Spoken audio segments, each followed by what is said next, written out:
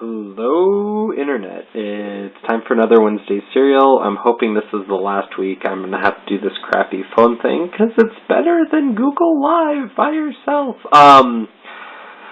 I mistakenly ordered something from a company called lapzone.com. Whatever you do, do not order anything from lapzone.com.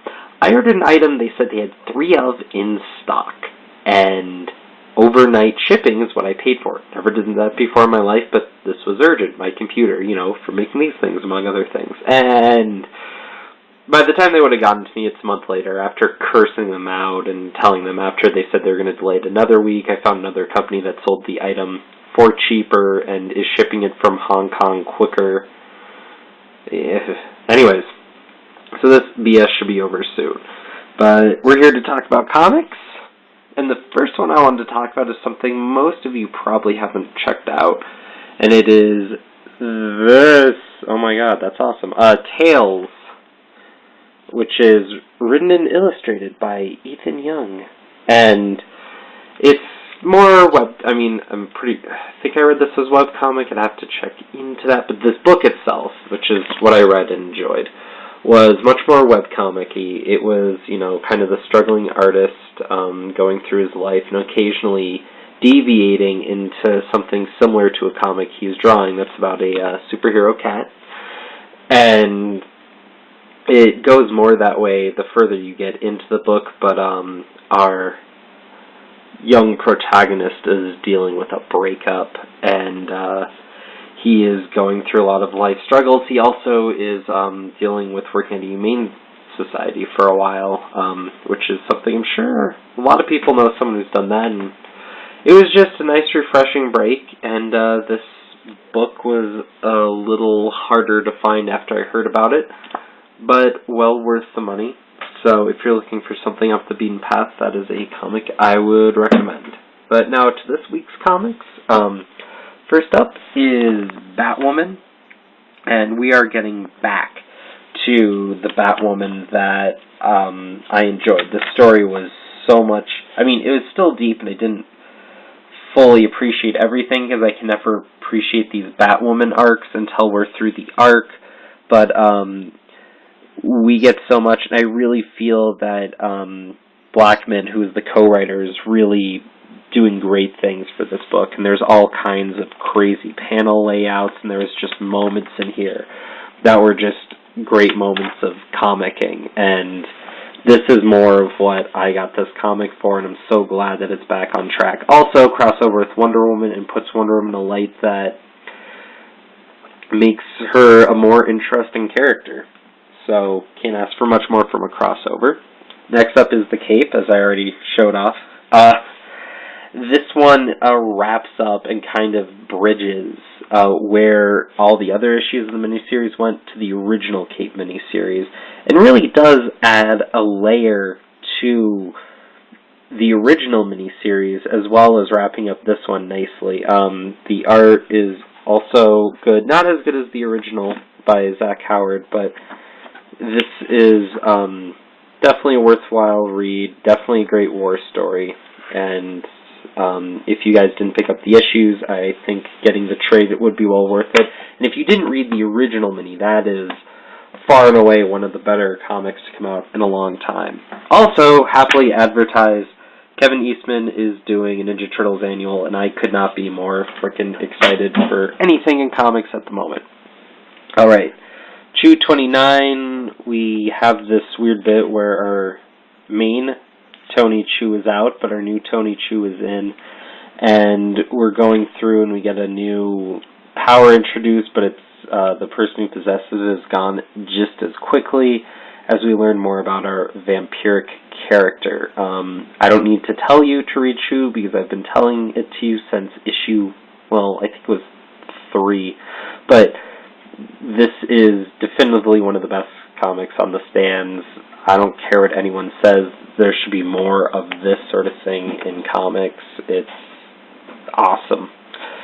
Next up was Catwoman, which is something, as I told you last week, I got caught up and was all excited for Death in the Family. And whereas this issue didn't make any great strides. We see Catwoman tormented by toys that was part of a fire that killed one of her good friends, and we're seeing her tormented a bit by her past, and she's also hired to deal with this bizarre chess game that's taking place all across the city. And it just, it was an intriguing read, and it was a fun action beat, and would have not read it if not for this crossover, and it was good. And also, to continue with that. So, the Catwoman tie-in was good and made me not completely just hate this book, which took some doing. Alright, Daredevil. We're seeing bits of this whole mystery unwrapping now. And more importantly, we see Wade write the spot in a way that's incredibly menacing and will really change things to come. So, hey. It's Daredevil. If you're not picking up this book, you're crazy. Hawkeye 3 finally came out, and, you know, there was a delay, but I don't care. If we're going to get awesome comics, I'm willing to wait a little while. And, man, this was just a fun read.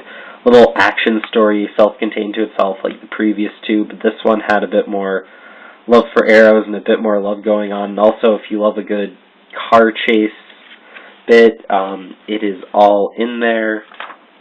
And it's a fun little story that winds around. But, I mean, the art in here just fits well. And this was one of my favorite little things. Little, woo whoop, Hawkeye. Yeah, good, amazing book.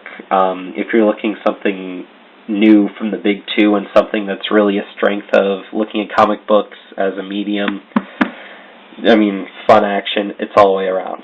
Then, the surprise of the week, I forgot that this comic existed, except when I look at my back issues, but we get Shinku 5, and it's Part 5, and it's the wrap-up of the first arc, and if I had a better grasp on what happened in the prior 4 issues, I probably would have liked this issue even more than I already did. After being so fed up with Buffy and finally canceling it, seeing this come in was kind of a nice, bizarre, faded change of pace, and this issue was basically nothing but action. We see Shinku kind of get out of the hospital and then just kick some ass, and I don't know. If you weren't reading this, I don't think this issue would impress you too much because none of the action would have any emotion to it. But, man, it was some cool action, and there's a little bit more going on here from the bit I remember, and I can't wait to reread it with the rest and really get the full blow out of it. So, yeah. Then, Minimum Carnage continues, and I was a little underwhelmed. It's probably because everything's taking place in the microverse, and I knew that going in, but I just can't care about the microverse. It's one of those nature dog-eat-dog things. When people get killed, or when things get killed, and there's amoebas flying everywhere, and it's just that savage cycle, I just care less, and I was hoping that they're actually going to play that up more and show that Carnage would actually fit in there in a way. I mean, maybe be a bit more powerful, but then play on that idea that, you know, everything's trying to kill and everything's trying to survive, and maybe give Carnage a bit of a character moment, maybe a bit of perspective, and maybe have the idea that he wants to fit in here. Inevitably, he'd come back, but it would be a fun little aside, and I feel that this is so not anything playing with any thoughts or concepts. So, blah. So that was quickly this week in comics. Sorry to just kind of burn through and not give you the long haul, but these phone videos kind of force it. And, oh yeah, let's have a box. How about me? Yeah, there's more I want to talk about this week, but it'll have to be saved. So, hope you all enjoy, and I'll catch you soon with a better filmed comic review. Peace.